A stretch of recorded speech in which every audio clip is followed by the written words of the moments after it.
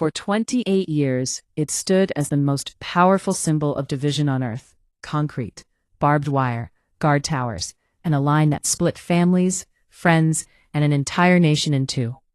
Then, in one unbelievable night, it opened. This is the story of the fall of the Berlin Wall, the mistake, the protests, and the people who brought an empire to its knees. After World War II, Germany was split between the Western Allies and the Soviet Union. The capital, Berlin, was divided too. In 1961, the Communist government of East Germany, officially the German Democratic Republic, built a wall to stop its citizens from fleeing to the West. Overnight, streets were cut in half. Families were separated. Escape became deadly. On one side, democratic West Berlin. On the other, a Soviet-backed state with secret police, censorship, and travel restrictions. The world now had a physical symbol of the Cold War. By the 1980s, the Soviet Union was struggling economically.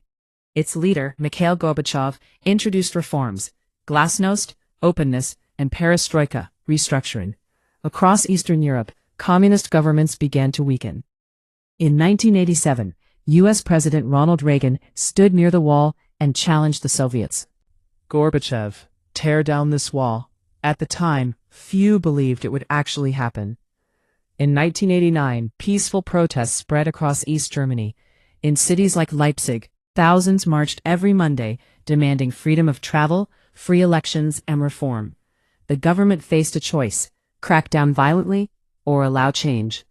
Meanwhile, neighboring Hungary opened its border with Austria, giving East Germans a new escape route to the West. The pressure was building, and the regime was losing control. On November 9, 1989, a senior East German official named Günter Schabowski held a press conference.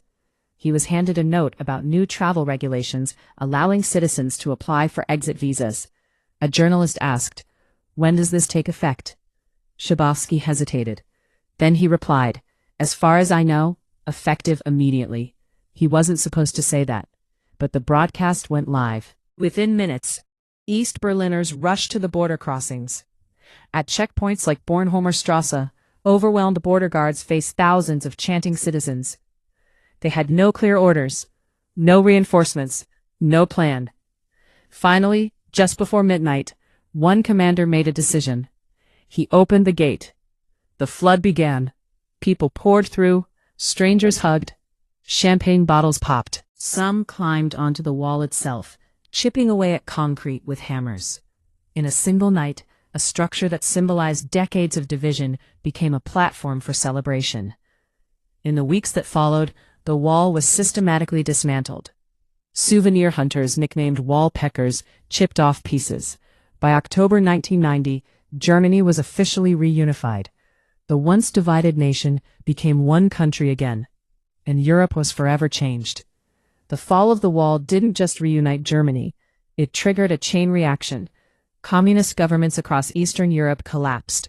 By 1991, the Soviet Union itself dissolved. The Cold War ended, not with nuclear war, but with crowds and candles. NATO expanded eastward.